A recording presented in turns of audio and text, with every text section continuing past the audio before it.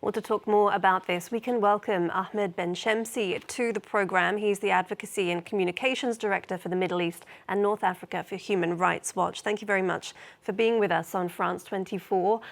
Would you mind by starting to tell us about this investigation? How did you determine that white phosphorus had been used? We have verified 8 pictures and geolocated them, so we know exactly where they have been taken. Pictures that were originally posted on social media, and those pictures show airburst white phosphorus munitions over a residential area. To be specific, the photographs show also workers extinguishing rooftop fires. As you know, white phosphorus causes fires. That's its first characteristic. Also, the photographs show fire in a car and smoke emerging from balconies. At least 2 homes were affected, and one particular item of verification is the shape of the cloud that those munitions produced, because the smoke shape was identified and consistent with what is called a knuckle pattern, which is a pattern produced by bursting charges of artillery containing white phosphorus. So this is how we have verified it. It's been pretty, detailed. Right, you mentioned fires and smoke, but have you heard from any other residents about other consequences of this incident?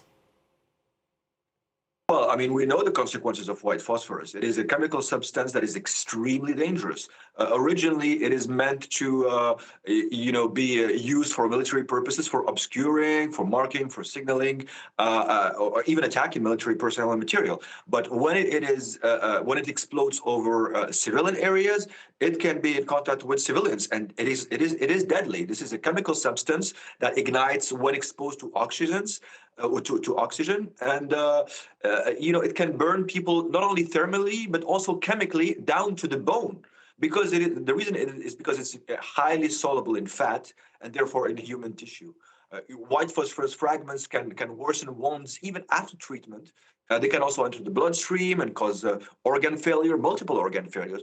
Imagine if you have a wound, like if you're cut and you put a Band-Aid on it, at some point you can take off the Band-Aid and it will be okay. But if the injury has been caused by white phosphorus, the injury reignites as soon as you take the bandage off, because it's re-exposed to oxygen again.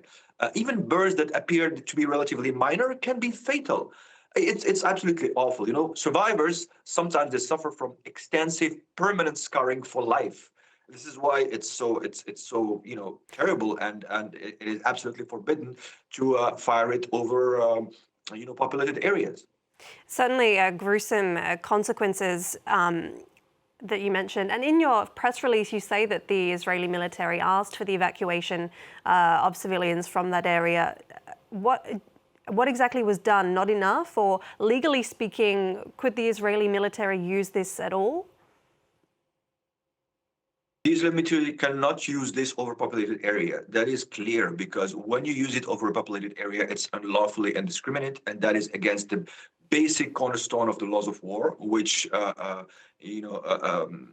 provide that the military forces have to distinguish between civilian targets and military targets. When when a dangerous munition such as this one explodes in the air over an area where there might be soldiers, but there are also for sure civilians, and it inherently cannot discriminate between who it's going to touch once it touches the ground, then it becomes forbidden under the laws of war, and that's what we have said. But you've actually noticed as well, I find this quite interesting, you've pointed out the fact that there are other alternatives that the military could have used in this instance.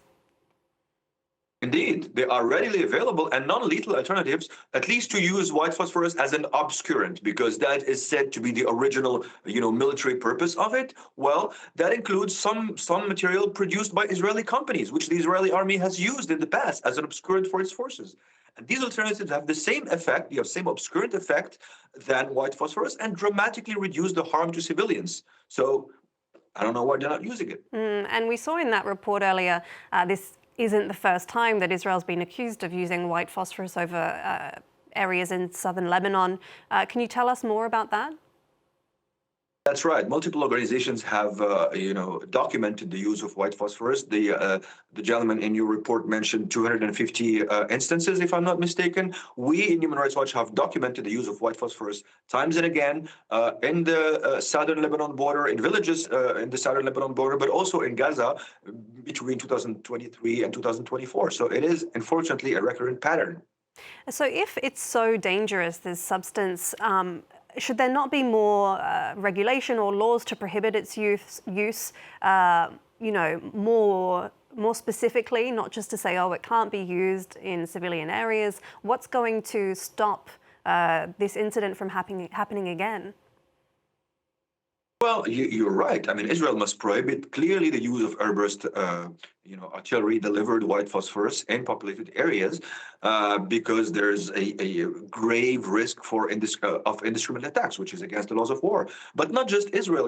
Other states can do things to prevent that. Like obviously, the military assistance and arms sales should be suspended to Israel. We've been calling for that for years now. This is one more incident that adds to the pile that shows that Israel must be pressured by its ally countries and they must stop military assistance and arms sales to Israel and even impose targeted sanctions on officials who are credibly implicated in grave crimes. And also, we're calling the Lebanese government itself to do something very important, which is accessing to the International Criminal Court Rome Statute. This means to submit a declaration accepting the jurisdiction of the ICC, the International Criminal Court, since at least October 7. That will provide jurisdiction for international investigation into what looks like grave violations of the laws of war. And this is just the latest documented one, but there is a long list since the past 2 years. Well, given all that, are you hopeful that there can be some accountability? I mean, we continue pushing. That's our job. And as long as people will continue pushing from civil society, from hopefully, parts of governments, the hope will still be there. I mean, the international human rights system is challenged, is seriously challenged nowadays. But what is certain is that if we just don't require accountability anymore, well, it won't happen. So we have to continue pushing and documenting violations, and that's what we do. And is that your strategy going forward, pursuing these legal routes that are available, even if perhaps in the past they've been disappointing? Well, that's not Human Rights Watch's methodology. We do not litigate directly in courts. However, we document violations and we provide evidence to whichever court would want to litigate. And we're talking about national courts as much as international courts. The International Court of Justice may use our reports as evidence, as it has done in the past, and we stay at available for any judiciary authority that would like to open investigations in what we document to be very likely, war crimes or severe violations of the laws of war.